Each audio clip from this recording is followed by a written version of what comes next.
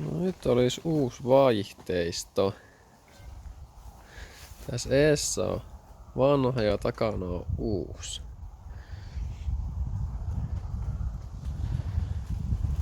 Tää on Fiat Stilosta. Tässä on tosiaan 6 vaihto tuossa uudessa ja vanhassa on 5. Eikä samalla tulee lisää vaihe tähän, kun mä ton vaihteiston tähän vaihan. Elikkäs se nyt menee käytännössä heittämällä. Tämän vaihteis on kiinnikkeen. Tai kannattimen tämän näin, niin mä joku vaihtaa ton. Tuo oli meni liian syvälle tuo Stilo oma. Ja sitten tämä oli erilainen tää kytkime työsylinteri, niin mä otan tähän sitten se alkuperäisen vaan. Tosiaan siinä sitten ne erot melkein olikin ja täältä puutti tuo nopeusaanturi tosta, niin mä sen vaan tossa toin tulppa vaan tässä. Tässä siis oli tommonen tulppa vaan, niin ruvehin tosta vanasta irti ja laitoin tohon vaan, niin se meni kans heittämällä. Ja nää on käytännössä ihan samat. Niinku näin kattoo. Tää toinen on vähän pisempi, tää Stilon 6-vaihteinen. No se ekstra vaihteen takia. Mutta menee tuo käytännössä niinku heittämällä. Mitataanpas. Tässä on tää punton.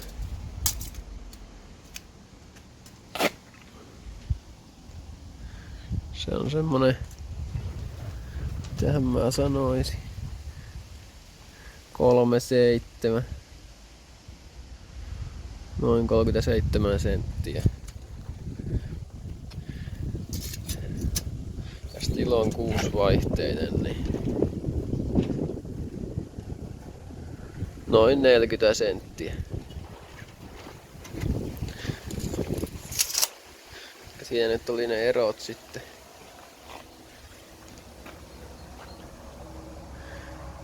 Eli ei mitään radikaalia, eli pitäisi mennä kohtuun helposti tuo.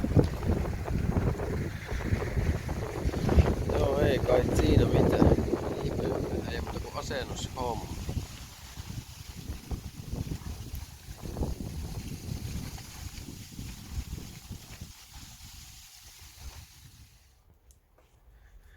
No nyt olisi taas tämä kasassa. Kyllä oli muuten kova homma.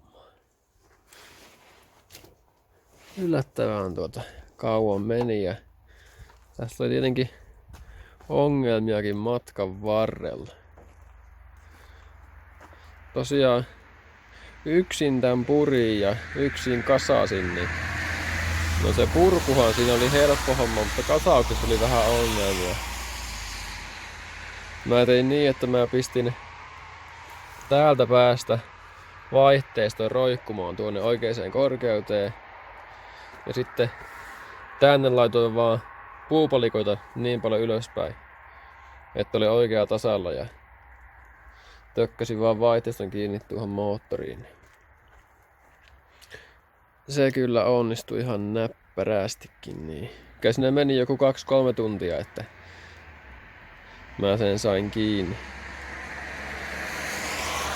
Tai niinku hollille ylipäätään ton, mutta kyllä se sitten onnistui ja mikä tähän on ohjearvo joku 4 tuntia tai jotain kytkimen vaiholla, niin kyllä tähän yllättävän kauan vaan meni. Ja sitten tässä oli tämmösen härpättimen kanssa ihan älyttömät ongelmat. Elikkäs tämähän on siis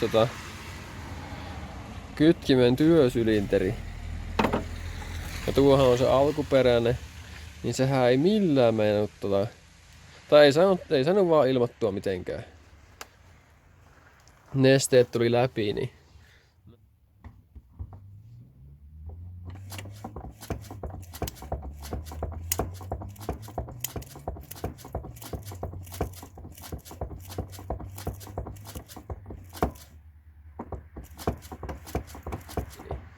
Mä sain onneksi tämän vaihteiston mukana tohon niinku kiinni sopiva tämmösen kytkimen työsylinteri, mutta se oli uudemmasta ja eri autosta ylipäätäänkin.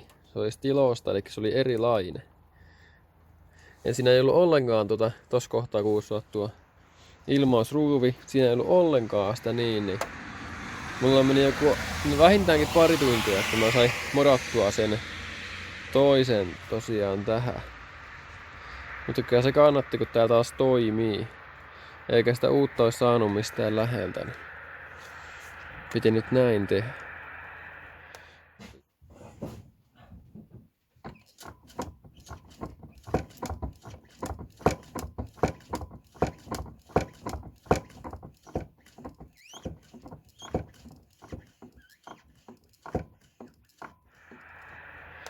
Mutta joo, nyt toimii taas eikä ole mitään ongelmaa. Että hieno homma.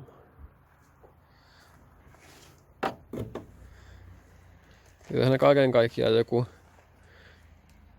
12 tuntia ainakin meni, että ei ole ihan nopea homma kumminkaan.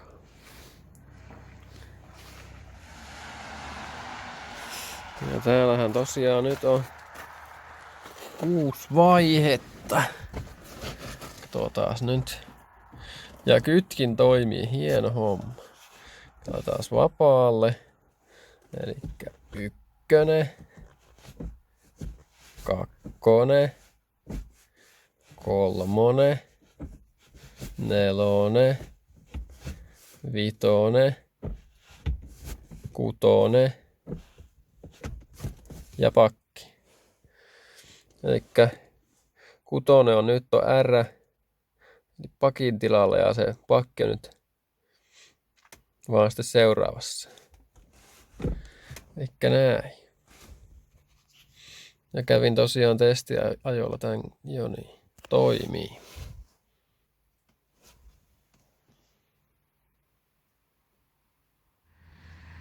No nyt olisi työalla tää vanha vaihelaatikko, niin se vikahan oli ihan ilmiselvä, elikkä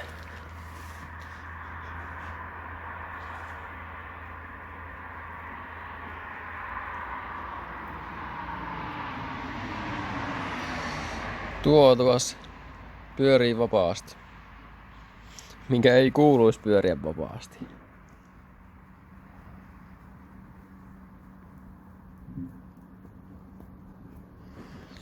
Semmosta. Ja tohon sais kyllä niinku hitsattua kyllä kiinni helpostikin, että se ei olisi niinku ongelma sinällään. Mutta voi vaan, että mä tän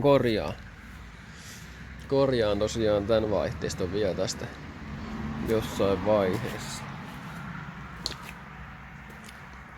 Ja sehän tässä oli jännä homma, että kun mä tän purin ja otin öljy pihalle, tää toimi. Sitten kasattiin se autoon, laitoin öljyt sisään, ei toiminutkaan enää. Eli tää siis toimi ilman öljyä. Ei tää nytkään tässä pyöri niinku mitenkään vapaasti.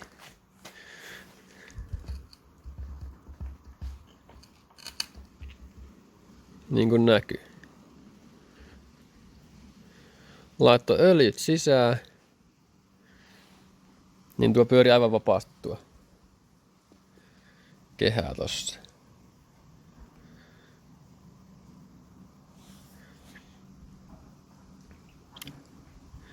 Että semmoista. No, mutta tulipahan vaihtua samalla